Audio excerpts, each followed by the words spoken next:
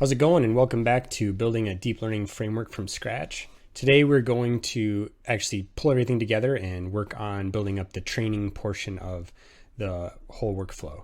So if we go back, we've covered the data, kind of the data pipeline and how to build up some data pipeline functions. We've covered how to build up some models, and now we're going to cover up how to pull all those together and train the models. So if we go back to our data functionality, we wrote this get dataset function. So we're going to go ahead and copy that and bring that into our training workflow. And then also we're going to go back to our models, and we're going to go ahead and grab our get compiled model function. Go ahead and paste that in.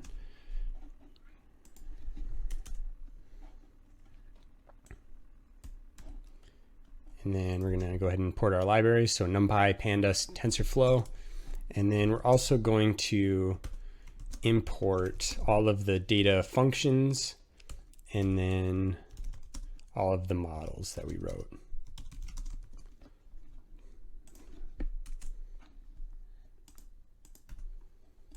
Okay, so the next thing we're going to do is we're going to go ahead and define our training function.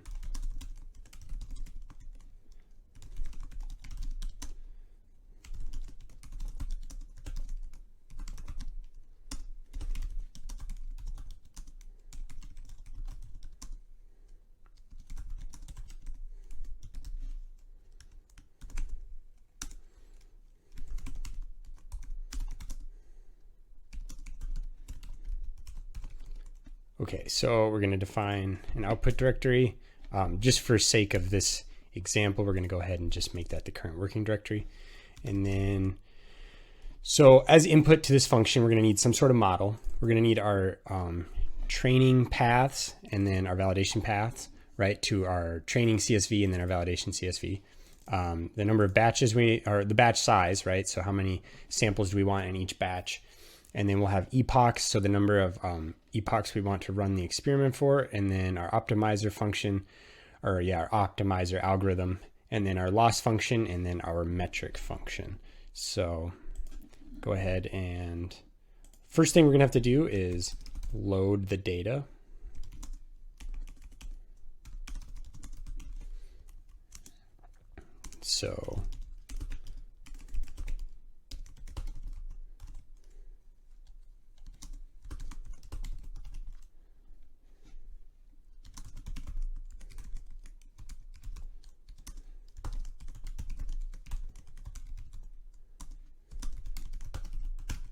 So again, we call our old get dataset function, and that takes as argument our train paths,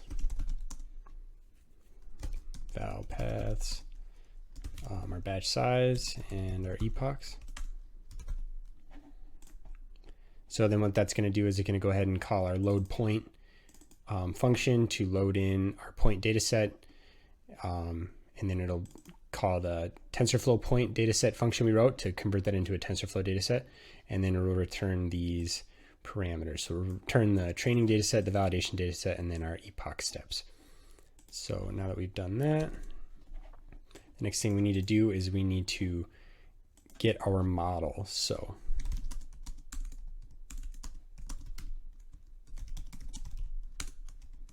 call our get compiled model. So input model, so that'll be which model we want, our optimizer,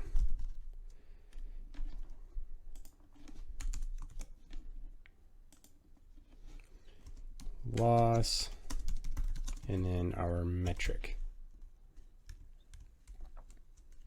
And then what we're going to do is create a model output, right? So we want an output file that we want to save our model to, because as we're training our model, then we want to checkpoint, the best model, because as it trains, the training metric will always go up and the training loss will always go down. Well, the loss will always go down.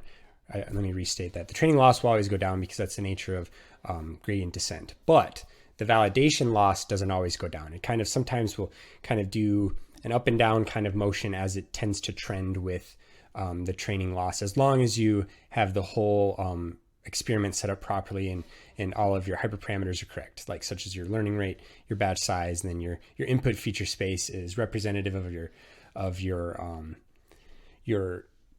objective, and then also you have proper regularization in place. Your validation should go with your training, but it's not directly with it. So what we want to save the best one, right? So which one has the lowest peak as it goes, or we at least want a checkpoint as we go along, to make sure that the final model we get out of this is the best one possible.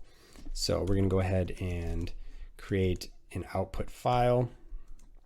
So it's an H5 file. And then we're going to set up just a simple callback. You can do more advanced ones, and in later videos we'll kind of get into some more advanced ones, but you just call the TensorFlow.keras callbacks, and then we're going to do model checkpoint. So we want to send that to the model output. What we want to monitor is, like I was talking, your validation loss, mode equals min. So we want to save the minimum. And then for this particular example, we're going to do save best only equals true.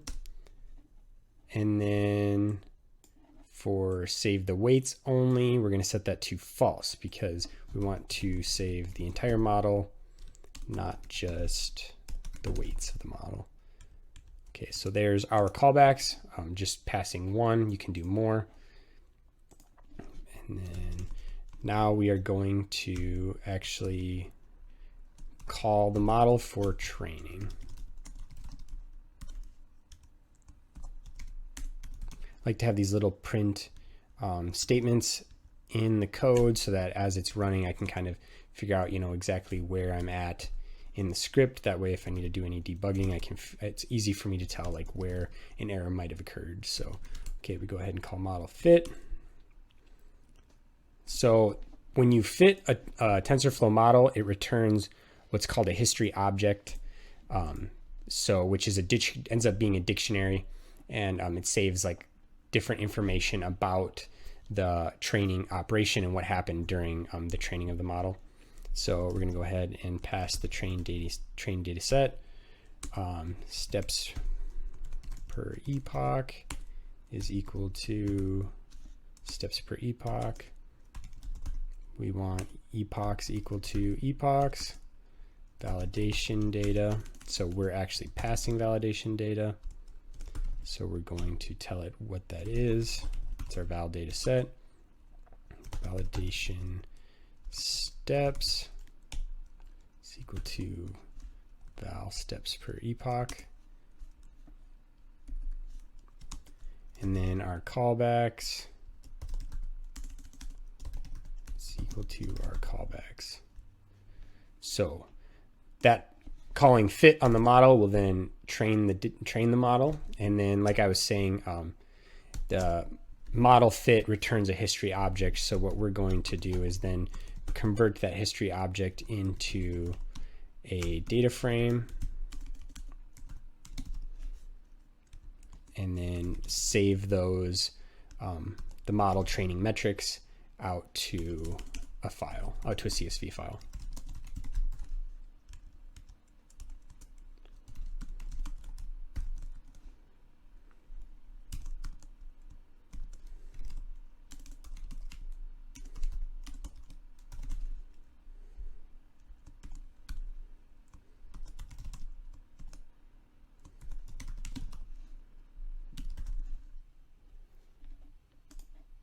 And there you have it. So here's the simple kind of flow. This is very kind of this specific task, right? There's lots of things hard coded in here. Like I'm calling, specifically the TF point data set or load point, right? So whenever you go to start experimenting with this, you would have to change a lot of these different functions manually. So going forward into the next video, or one of the next videos, we're going to break down how to actually wrangle these and generalize this workflow so that when you're moving across different projects, or you're even experimenting on the same project, you have different ideas different hypotheses you want to explore, then you'll be able to easily just pretty much change your configuration file and it'll do the rest for you. So hope you enjoyed, and I'll see you next time.